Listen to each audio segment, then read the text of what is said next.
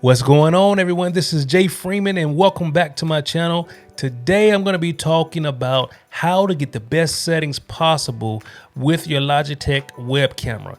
I've had a lot of people kind of inquire about the look of my camera, and when they found out that it was an actual C920, they were amazed by the clarity and the quality of the image or what have you. But guess what? It didn't happen that way out of the box. I had to kind of tweak some things and really hone in on the kind of look and feel that I wanted. So we're going to deal with that today. But before we do that, make sure you click like and subscribe. Make sure you hit that notification bell so you can receive notifications for all of my future videos that I come out with content. So that way you can follow this journey along with me. As I grow, you grow. And as you grow, I want to see the results. I want you guys to tag me in your posts, tag me in the things that you'll be doing with the information that we're sharing with you on this channel. Okay, so let's get into it. So with the Logitech series of webcams, so you have the C920, you have the C920, 922, C, I believe it is, you have the Brio. All of these webcams are 1080p. I think the Brio shoots up to 4K. 30 frames per second, if I'm not mistaken. And so these are great cameras. The C920 normally is usually priced around the $50 range, but now because of the spikes in pricing as relates to the coronavirus and, well, at the time of this taping, I should say, people are kind of price gouging. So you may get a C920 for about $75 to $100, but in general they've come down to about $45 to $50. You can find a still even on eBay and some of the others in regards to the C920. And so I've had my C920 for years. I would say probably about 4 or 5 years now, and I'm just now getting ready to upgrade to a Sony A6100. And so I've got that on order and should be here shortly. But I've been using my webcam, and you may be asking, well, why are you switching over to the C9 to the A6100? Well, the reason I'm doing that is because I need something that I can take with me to take pictures, to do vlogging, those types of things. And so the A6100 was a perfect fit. But if I was just streaming, if I was just in my office, if I was just doing meetings on Zoom or what have you, the C920 is a perfect camera for you. It's a plug and play. It's real simple. But again, if you want to get the best settings out of it, you have to kind of get in the settings and tweak it if you want to get the best results, the best look and feel for you or what have you. So the first thing that you need to do, there's 2 ways that you can do this. Of course, with my picture and imagery, I actually have created what they call a LUT, and we'll deal with that. I'm probably gonna do a part 2 to this video. So you can just click the link in this corner or either this corner and to get to that video and kind of view that video or what have you. But on this particular video, I just want to go through the actual native settings for the Logitech, okay? Again, there's 2 actual downloads that you can actually get, and we're gonna cover that right now. And so what you want to do is you want to go to the Logitech website. That's logitech.com, okay? Go to the Logitech website, and then we're going to go to support, and we're going to go to downloads. Once you go to downloads, there's 2 different programs that you can actually use, okay? And so now you see we're here at Logitech support. We're going to click on downloads. Now, I'm going to tell you what you do not want to use first.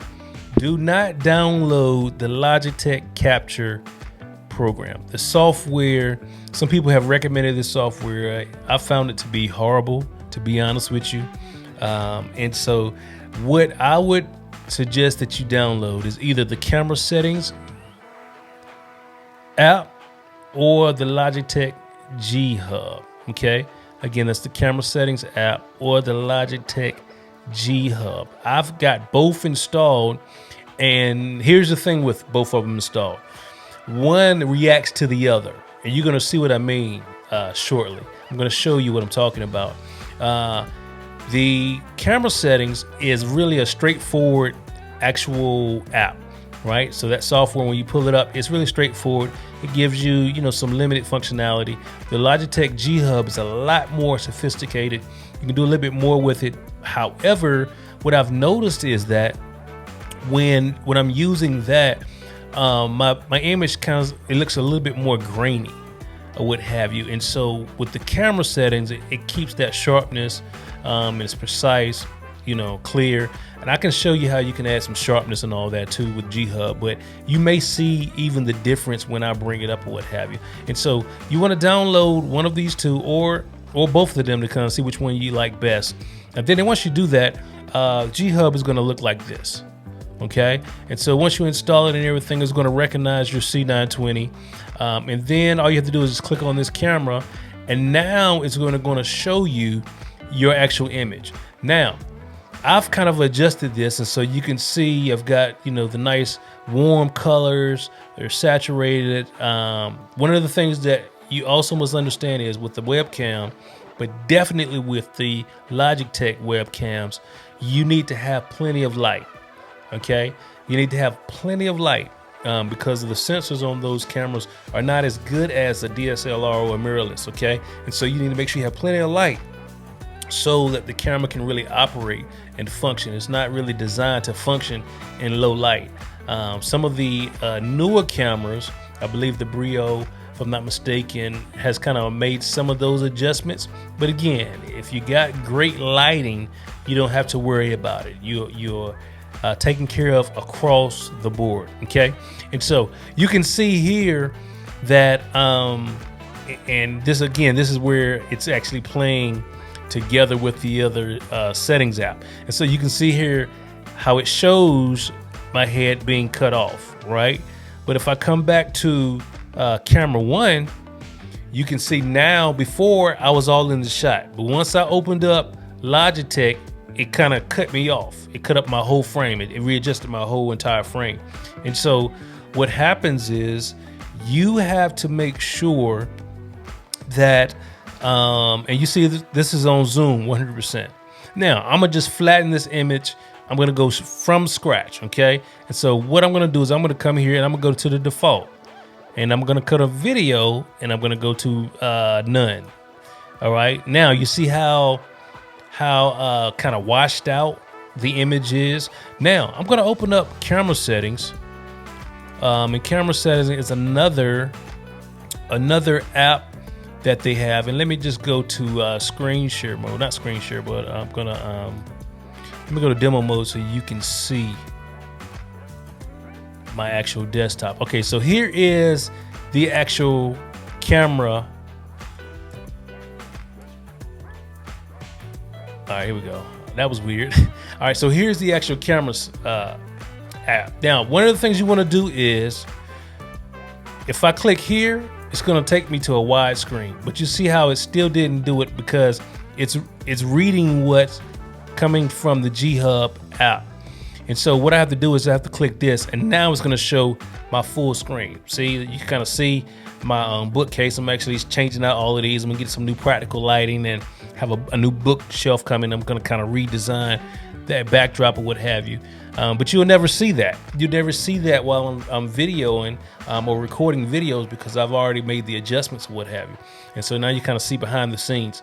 And then you can see how I got my lights and things of that nature in my RGB LED light strip going around that particular desk there. But again, now you kind of see how it is. It's kind of blown out a little bit. The exposure is kind of too much. And so I need to make some adjustments, right? I need to make some adjustments. Now, if I come here to the camera settings, you'll see that you'll have your brightness, and it's kind of already set in the middle on all of these. Now, one of the things that you always want to do is you want to always have control, complete control, when you're recording or when you're on a live stream. So in order to do that, you have to make sure that we don't want autofocus on, right?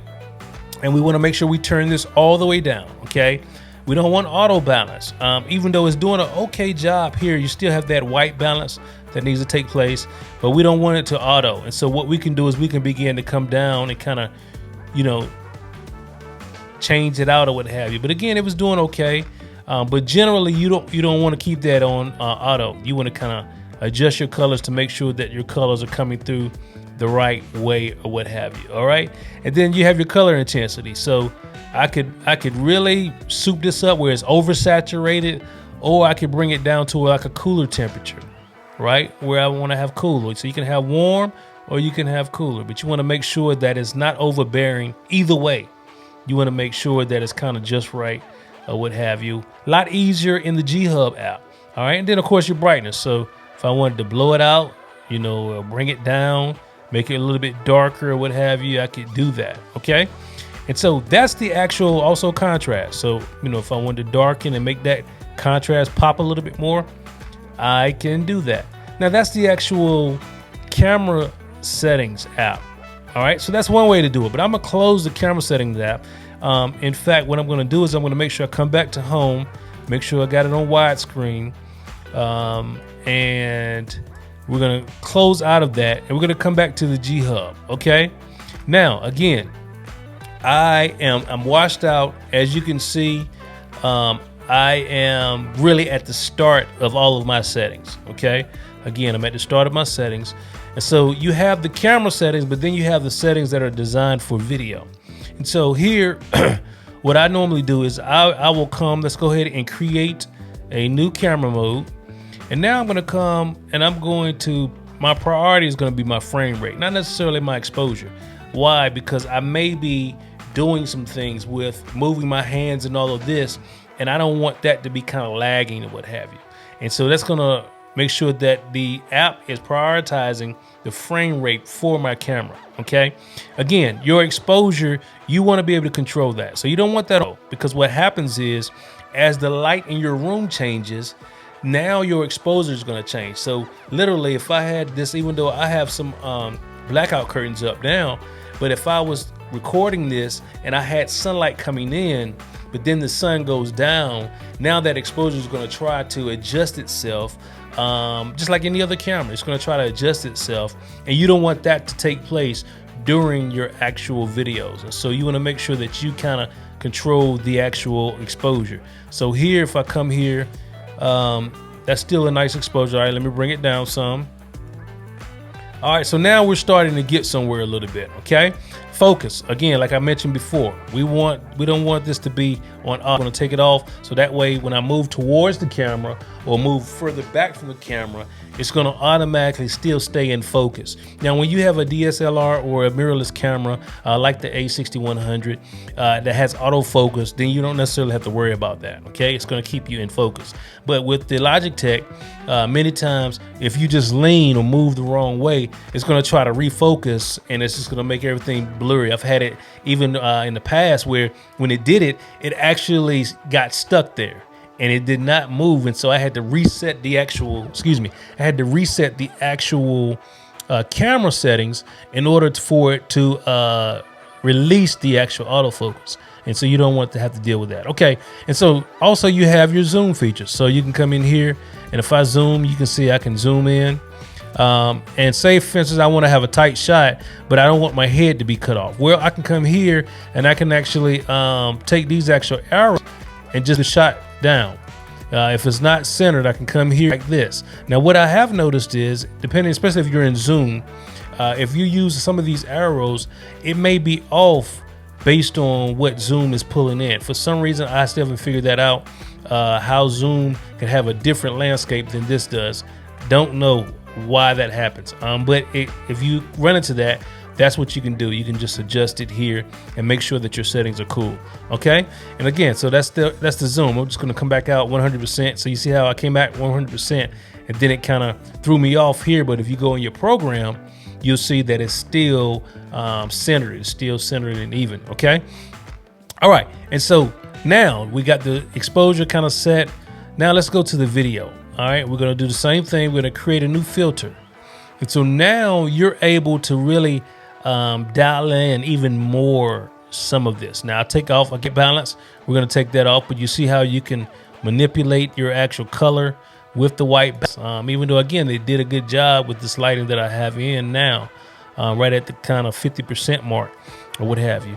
And saturation. So say, for instance, you may want a little bit more saturation on this actual image. And so that is way too saturated, right? And so normally what I do is I add about 5%, sometimes 60%, just depending on how warm I want it to be. I don't want it to be too, oversaturated, but I think that's pretty good right there. All right. And you have your brightness, you have also your contrast. So I normally do about 5% contrast.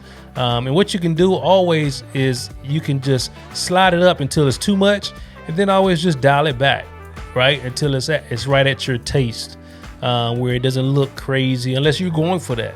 They have different presets in here. I'll show you some of those. But I like to just kind of darken the contrast just a little bit, just enough, or what have you. Okay.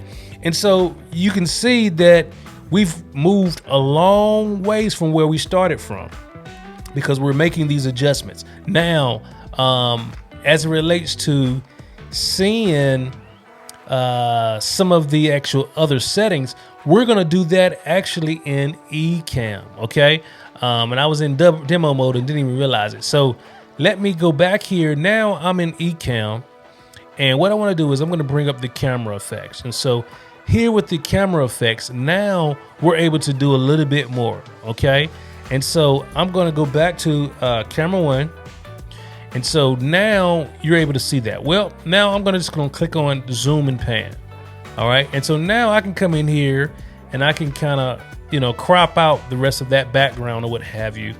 And say I want it to kind of even darken this a little bit more. Well, I can come in here and just go to picture settings, and I want a little bit cooler temperature on it. So I'm going to bring this down to about -5, maybe -10 would be okay. So it gives me a little bit more cooler tint. I don't necessarily need the saturation, but the gamma, I want to kind of turn that up. And you see how it's darkening it a little bit? You see how it's darkening it? And so now you get that even more of a contrast within the actual settings. Now here I have what we call a LUT. I'm going to deal with that in another video because I don't want this video to be too long. It's already, I think, about 15-16 minutes. And so I don't want it to be too long, but a LUT is an amazing thing to use because and really all a LUT is really color correction. And I'll show you how to do this without creating anything that's, like so technical or so complicated that you can't do it. It's really simple. If you have any type of imaging program, you can go in there and change out some of the actual coloring, the hue, the saturation, all of that. But let me show you what this will do. Again, if I just add the LUT, if I add it all the way, now you can see that effect taking place. But what I like to do is I like to tone it down. And so depending on how much of saturation that I've added or some of the others, I'll kind of tone it down. And so now you can see that I have that richness. Okay, now I have that richness in the actual image. One of the other things too is down here in the actual camera options, make sure that you click on this use max resolution. Now you see how when I click that, it got even darker because now it's using the max resolution of the Logitech C920. And so I'm going to come back and I'm just going to bring this LUT down. And then what I want to do is take the gamma and bring it down. Okay. And the temperature, I can kind of bring that up. But now you see I have a good looking camera. Is it the greatest? No, right? It's not going to completely match a $2,000 or $2,500 camera, but you're going to get a good image, and you just have to continue to play with it. The more you play with it, the more it will look better to you, and the more you can do with the settings. The more you learn the settings, how they affect your images, even with your LUT, without your LUT, or what have you. Now you can really hone in on the look and feel that you want without even having expensive equipment. Okay, so again, that's how you actually do this with the C920, the Brio, the C922, whatever Logitech camera that you may have. This is how you're actually going to do it. This is how you're going to actually adjust those settings so that way you can have a great looking camera or what have you. Okay, listen, if you got value out of this video today, I want you to click that like button. If you didn't and you disliked this video, click that dislike button twice. Okay, and also make sure you click that subscribe button and the notifications bell so that way you can be notified of my latest videos. Until next time, I will see you on the other side.